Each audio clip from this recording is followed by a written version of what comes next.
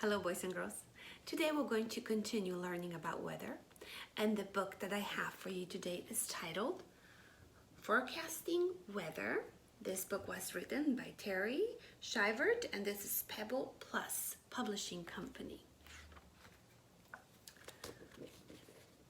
Forecasting Weather.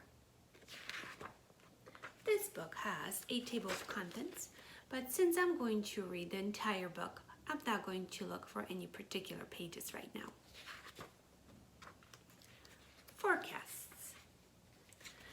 What should you wear today? Will it rain on the picnic? Every day, scientists say what the coming weather could be. They make a weather forecast. They predict what the weather will be. Meteorologist. Meteorologists are scientists who forecast the weather. They gather information about past and present weather, then they make a forecast.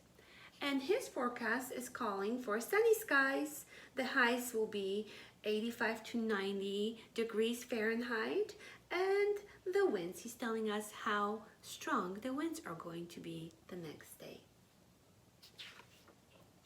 Climate. Weather is what is happening right now.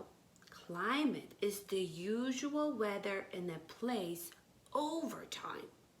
We study climate to help us know what the weather will be.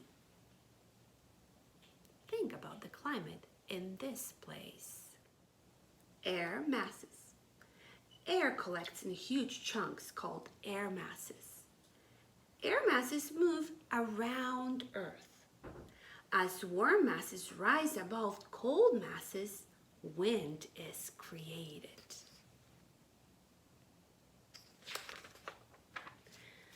The leading edge of an air mass is called a front. Moving fronts usually bring weather changes. Weather maps often show fronts as lines. Cold front and stationary front. Different types of fronts. Air pressure. Changes in air pressure can affect weather. Falling air pressure may bring rain or snow. Rising air pressure may mean fair weather. And here are more examples of different types of fronts that meteorologists may study to predict weather. Satellites. Satellites circle Earth. They take pictures that show clouds and storms. Scientists watch how a storm moves to see where it's going. Here are satellite pictures.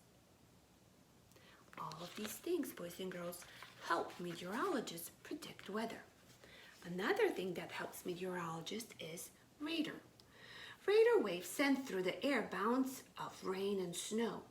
Radar pictures show how much rain or snow is in clouds. It also shows a storm's speed. These are some interesting pictures here. And at the very end of our book, there is an idea for us on how to make a rain gauge. And rain gauge will measure how much rain has fallen. And we had some rain recently. You can make one of those gauges and record how much rain is falling in a day or in a week or in a month. You will need clear cup or glass, plastic ruler, tape, calendar, and pencil.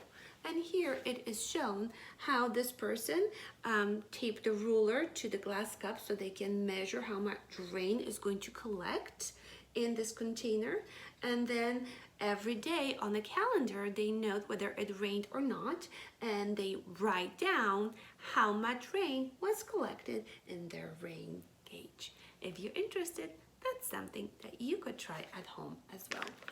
Now, because this book is an expository text, it didn't only have table of contents, it also has a glossary with important words and their definitions. It also has a section where it gives us advice on what other books we could read on this topic. It even gives internet sites that we could visit to learn more about weather.